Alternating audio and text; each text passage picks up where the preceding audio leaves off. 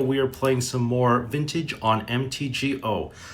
I'm going to mulligan this hand. We have no Bazaar of Baghdad. That is right, we are playing Dredge. This hand's a lot better. I think we're going to probably ditch the second Icarid. And here's why. We don't need like more than one Icarid. They're just going to like eat up our graveyard, and having more Noxious Revivals is always good because if we get Wastelanded, we're going to have backup for it. And if we have two Noxious Revivals, then we're going to have backup for two Wastelands. So that's always good. And we'll see what our opponent does here. They did mulligan to 5 cards, and they are not on Lurrus. So that makes me wonder if they are on Dredge as well. I guess we'll find out. Mana Crypt. Okay, no responses. Oof. Urza Saga. Alright. That is a scary one, especially with a Mana Crypt. That means they can create tokens right away. That's not bad. We're going to go ahead and lead with Chalice on 0. We don't want to play the Bazaar just yet because we don't want to show them that we're Dredge. So the Chalice is a pretty safe bet. I'd like to get... I do want to get the Grief out in front. But let's go ahead and Bazaar first and see what is going on. Oh, yes, we got the Golgari Grave Troll. Yes, please. All right, let's do that. Let's get Icarid up in here. And I think we're just going to... I guess we don't need the Narcomoeba. That way we can Grief, have Shambling Shell in exile, and then we still end up with 2 Noxious Revivals, which is great because we'll be able to still be resilient to Wasteland. And if I'm seeing, okay, their Paradoxical Outcome, Force of Will, so let's take the Paradoxical Outcome. I was going to say, there was a high likelihood that they were going to be on Wasteland, but now that we know they're on Paradoxical Outcome, probably not as much. The Chalice really helps with Paradoxical Outcome, and Force of Will is pretty negligible against our deck. The rare exception being like our turn 1, Chalice, or turn 1 Hollow One. In fact, I probably would have countered the Chalice, although there's not really a good reason to from their perspective. Because what was their hand? Polluted Delta, Force of Will, Paradoxical Outcome. Yeah, I mean, I guess it didn't make any sense to counter it back then, but I don't know. Let's go ahead and Dredge in response to the Icarid trigger. We do get... Oh, so we get Golgari Grave Troll, and then we could get Stinkweed Imp. We have to get Stinkweed Imp, but yeah, we do end up with a Grief, which is nice. And I mean, we end up with Grief in the graveyard that we can eat with our Icarid, and then we're just going to discard these 3. And then we have to stack these triggers, get our Narco out there. This is looking really good for us. I am looking really good here. Let's see where we go. I can't imagine they have like a response to any of this. Oh, and we get the Prize Amalgam trigger. I have to look at my graveyard. We get the Creeping Chill. Oh, we have a Silver Smoke too. This is awesome. This is the kind of magic that Garfield intended, right? All right, let's go ahead and move to combat. We're gonna. Oh, we don't even have to. We still have to do our draw step, and then we get another Creeping Chill. Sure. This is getting out of hand real fast. Let's go ahead and attack here for 3. I really like where this is heading. Now they can create a token here, but it doesn't really matter that much because like that token's gonna be what, a 2/2, and then it's just gonna get destroyed, or it's just gonna disappear, right? So it doesn't matter too much. Let's go ahead and let all of these triggers stack. I believe there's just one Prized Amalgam. Oh, there's 2 Prized Amalgams. Yes, sir. Let's go ahead and do this. All right, so that second Prized Amalgam is going to come into play, I think, like next turn. All right, we've got Mana Crypt into a Construct token. They're trying to build an army, but I think our army's going to be way bigger. They also can't play any Moxen, which is also nice. We know that one of their cards is a Force of Will, which is pretty useless against us, except they could Force of Will and Noxious Revival. That is true. We have 2 Griefs, which means Icarid, we're going to have no problem doing the Icarid thing. We only have 1 Icarid in the graveyard and a Prized Amalgam. So we're going to have like 12 power, 13 power on the field. They're not going to want to attack us, I don't think. They're going to probably want to defend. But I think at this point, unless they have another artifact, they're going to be in a bad position with 3/3s. I think they'd be in a better position if they had 4/4s. But it's going to be tough either way. Let's see what they do here. They're not going to attack me. Oh, they do have... Okay, so they have 4/4s. I still think we're in a better position, though. It depends, because they just need to find, like, Time Vault and win the game. But we'll see. I know that one of their cards is a Force of Will, at least. And... oh, you know what I could do? I'm just thinking about what to do here. I could Noxious and then get Hollow One. I think that's too cute. I think that's too cute. I think we just sit steady here. I don't think we need to overthink this. Let's just Bazaar in response and get our Stinkweed Imp, our other Stinkweed Imp, and then we're going to discard the 3 Dredgers. And then, oh, actually, this is great, because now what we can do is we could do the Hollow One thing. We could be cute and do the Hollow One thing, but I guess the question is that even necessary at this point? Let's use Narcomoeba's ability, get some Prized Amalgam triggers, use this. Yeah, because it's 2, at this point it doesn't matter, right?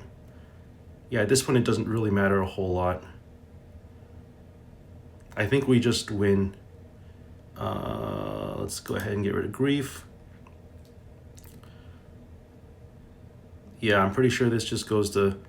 we go to combat here and...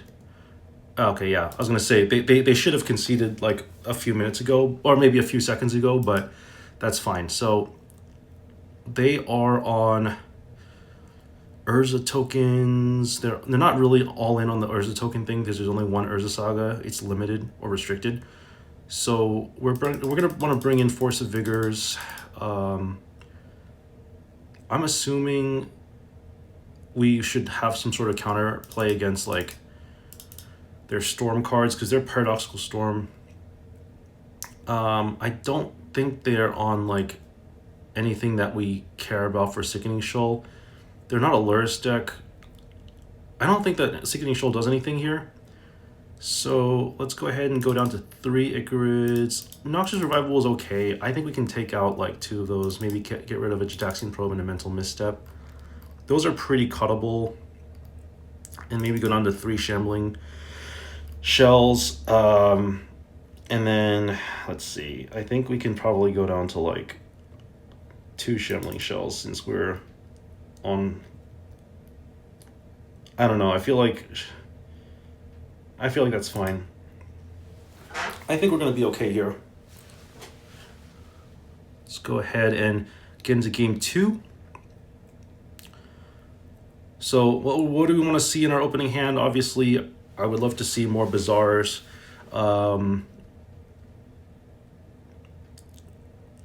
This is going to be a cut. We're going to have to mulligan. Easy mull. And like I said, we're going to probably keep a hand that has at least 1 Bazaar in it. Sometimes I mulligan with like sometimes I'll mulligan away hands with like 1 Bazaar if the rest of the hand absolutely stinks. That's happened to me once, and it actually worked out. I'm gonna go ahead and powder here. Shame that. Yeah, I'm gonna have to. Let's keep the Golgari Grave Troll. I think that's gonna be better for us. Mulligan. Oh, this is not good. We're gonna have to mulligan away. Let's keep hollow ones. Oh, this is bad. Okay, we have one Bazaar. Let's go ahead and keep this. 3 cards, huh? Let's put back Narco, obviously. We don't need 2 Stinkweed Imps. Yeah, we could do away with the Stinkweed Imps, honestly. Let's go ahead and... Alright, this is not bad. We have Forcible backup, so it's actually not a terrible keep. Like, we actually can do things with this hand. We'll see what they do here. Alright, well, I would like to go Bazaar. Let's see what they end up doing here.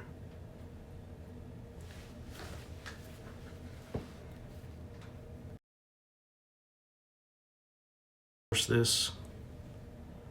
Let's go ahead and... No, I think this is fine. I think we're going to let this resolve. I think we're going to let that resolve. I think that's fine.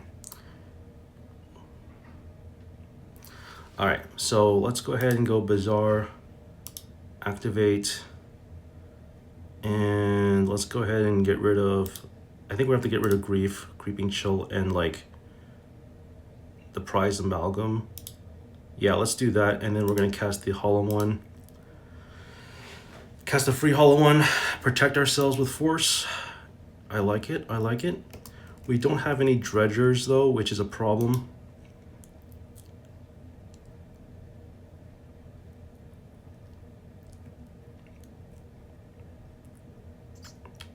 So we'll see. I think that this is, I think we're in a good spot here.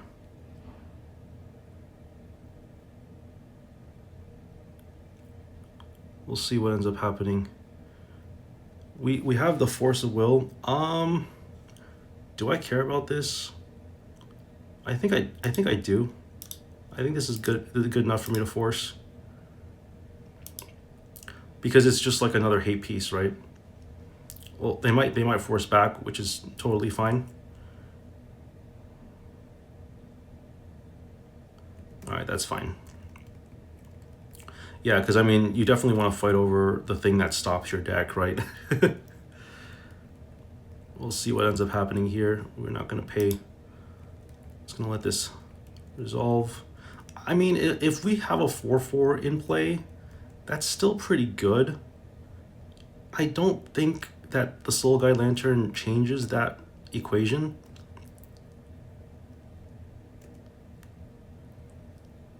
I could have fought the Ancestral Recall, but I think that like having to fight a Soul Guide Lantern is more impactful. I don't know. People in the comments who know more about Vintage than I do, let me know if you think that I should be countering these things. I don't think it's worth it to counter the enabler when I can counter the actual threat. But Ancestral Recall is definitely something that you're not wrong to counter. It's just like in a vacuum when you're playing Dredge and your goal is to do what Dredge does best. It's not necessarily like, I don't know, it's not necessarily like, I don't think it's you're wrong or right. It depends on the board state, right? All right, well, we got the Force of Vigor, so if we can draw like another green card. Protection from, oh, this is protection from red and from green. That's pretty good. I'm gonna concede to that. Let's go ahead and go to game 3, because yeah, the Soul Guide and the Life Gainer, it's just that combination is not good. Plus they have protection from Force of Vigor, which makes it even worse. Let's just ship this. I think that Chalice on the draw is still pretty good. I don't think it's a mistake to keep Chalice, especially when you're facing against Paradoxical Outcome decks. You want to have Chalice regardless of whether you're going first or second. But I definitely thought about cutting it. It's just that like sometimes it's you just want to have it because it just flat out beats anything with like a bunch of 0 drops. All right, let's go ahead and go first. Hopefully we'll have a better hand. This is a way better hand. We're gonna keep this. We are gonna keep this. We've got Force backup. We've got Shambling Shell. We've got Hollow One. Oh yes, this is exactly the type of magic I like to see. I think this is gonna be really good.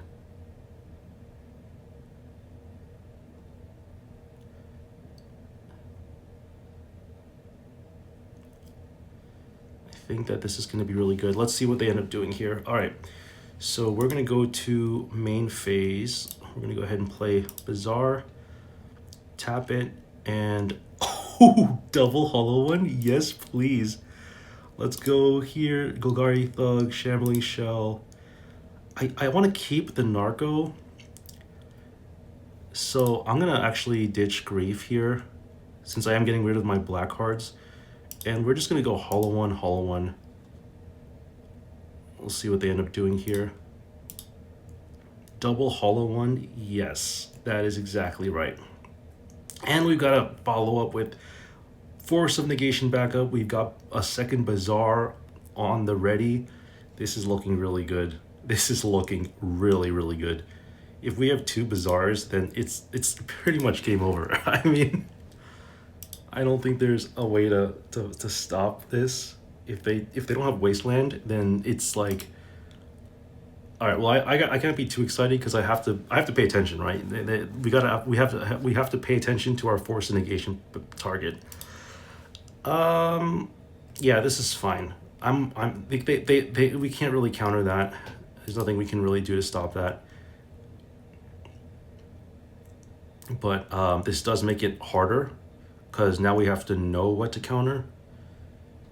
They have to know that we're not like stupid and that we can actually counter things. So it gets a little tricky now that they know that we have Force Negation. Not too tricky though. I mean, it's pretty linear. I think the plan here honestly is to just counter anything that we can at this point. Because once we have 2 Bazaars, our hands are basically going to be empty. So I think I'm just going to counter this. Because the problem is I don't have any other targets. I probably won't have any other targets. And so it makes the most sense to just counter whatever I can. Could be wrong about that, but we'll see. Because if you give me something to counter, I'm going to obviously counter it, right? Because here's the thing. They know I have 2 Bazaars. If I have 2 Bazaars, all I have to do is just, I'm going to have no hand anyway. So it's either do it now, counter whatever I can, use my resources, or don't use them at all. You ever watch The Office? And there's that episode where they talk about the surplus. And in that episode, I think it was Oscar tries to explain to Michael that, like, imagine you're 5 years old and you have a lemonade stand. It's kind of like that. It's like if you don't use the money, then it just goes away. It's use it or lose it. All right, well, at least we stopped a Mox. I'm not going to be upset about that. Countering a Mox was definitely the right thing to do. Because you never know what they're going to do, right? If they saw that I had Force of Negation, they tested the waters with the Mox Pearl, they might just say go. And then it's like, well, this gets awkward because now they have a free Mox and they can just like pass the turn and then play. They know that we're going to want to use our Bazaars. So at least we get something out of it, right? That's how I think about it. That's how I internalize it. So take it for what you will. I could be wrong about that. Here I am not countering Ancestral Recalls when I should be countering Ancestral Recalls and countering Moxen when they probably don't need to be countered. We'll see how this goes. But our opponent is at 15 minutes. Let's see if they can play a little faster. Hopefully they have game actions to do and they're not just stalling. We do have 2 4/4s and we just need to untap, honestly. So we'll see what they end up doing here. I think we're in a good spot. I don't know if our opponent is like thinking that they're going to lose here. Okay, so they're making game actions. They could have Swords to Plowshares with the Tundra. They could have, oh, I didn't even realize they were on white. So if they're on white, they could be on Containment Priest. They could be on a lot of things. Wait, they're a Paradoxical Outcome deck? Alright, Vexing Bubble's fine. It's a little too late for that, but that's going to be fine. Let's go ahead and... Oh, I actually did this wrong. That's fine. I actually did this wrong. I should have... Oh, I don't know why I did that, but you know what? It's going to be okay. I messed up. I accidentally... I should have waited till my draw step, but I think we're going to be okay either way.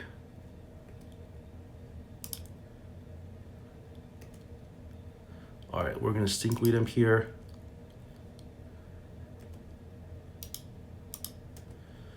I think we still just win.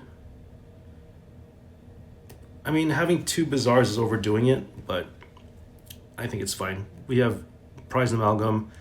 We have Smoke. What is this called? Silver Smoke Ghoul. Why do I think that this is like a smoky ghost? Smoky ghost, Silver Smoke Ghoul. All right. So now it's now or never. We're at 20. We're at 23 life. They're at 7. We're pressuring their life total. Do they have Tinker? Oh, if they have the key, that'll be very unfortunate. But we'll see what they do here. They haven't conceded yet, which is scary in and of itself. Tezzeret. Oh, this scares me even more. The fact that they didn't use it to tutor makes me even more scared. Oh, are they Paradoxical Alchemy here? That's scary because they could just easily find the Tinker targets. I didn't know you could return Tezzeret with this thing? What? Non-land, non-token permanents. I didn't know you could return Planeswalkers with this thing. That's crazy. And now they have 10 cards in hand. Oh, this is not good. I don't think that having a second Bazaar would have changed anything. But, yeah, I mean, it looks like we're going to lose here. If they have 9 cards in hand and, like, a bunch of Moxen. Okay, Tormod's Crypt I don't care too much about. Because literally on the board, we just win on the board. So Tormod's Crypt isn't really a threat.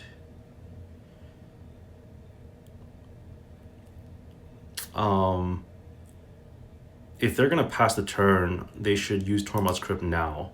But if they're going to pass the turn, then they need to find like a blocker of some sort. They need to have at least 2 blockers. So they probably are on Containment Priest, I would imagine. They can't really be on Orcish Bowmasters. I don't really know what Paradoxical Outcome decks play anymore. This is a weird... I'm just not familiar with Tundra being a land that Paradoxical Outcome players play. So it is a little bit awkward. Let's see what they do here.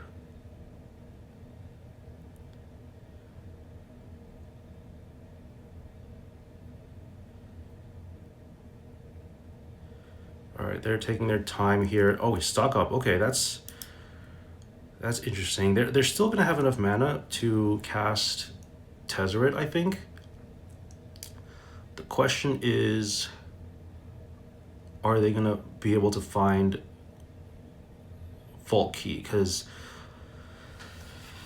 that's gonna basically be game over. It all depends on what their plays are, right? We can't do anything about this. The only thing we can do is have like 3 turns.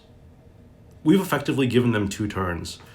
And this is why like it's good to have a Chalice, because like Chalice would have prevented a lot of this from happening.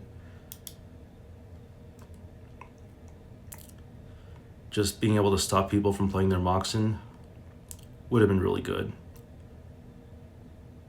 Let's see if they got anything here. Time Walk. Okay. That is also pretty scary. That means they get to untap with all of this stuff. Vexing Bauble is fine. Didn't they just play that? Alright, well, they allowed us to have Prize Amalgam, which is nice. Okay, that means they're probably going to win this turn, I think. But also, we have 6... As long as we have... Okay, so now they're at 5 life. They're going to have to win this turn or it's game over. So let's see what they do.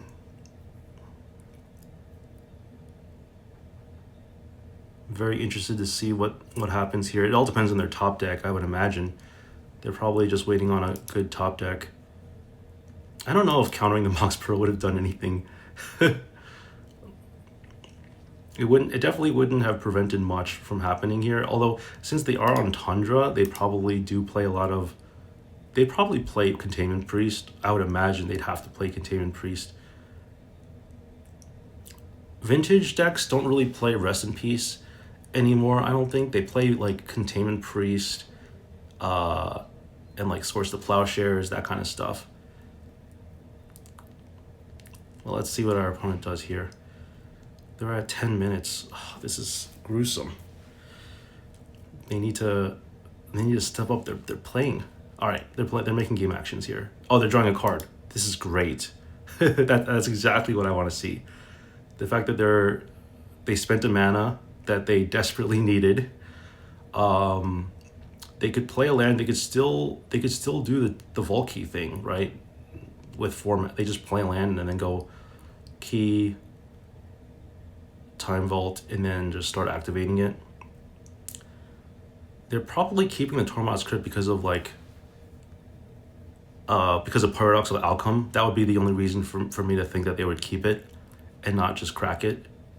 But also, like, cracking it in response to the Prize Amalgam probably isn't going to change the outcome of the game. So it makes sense why they wouldn't do it. Because, I mean, the fact that they had a Time Walk means that they were going to untap with everything. And at the very least, they would have an extra card with the Tormod's Crypt. So, stock up. Wow. They're really digging here. So what are they looking for, like a Black Lotus?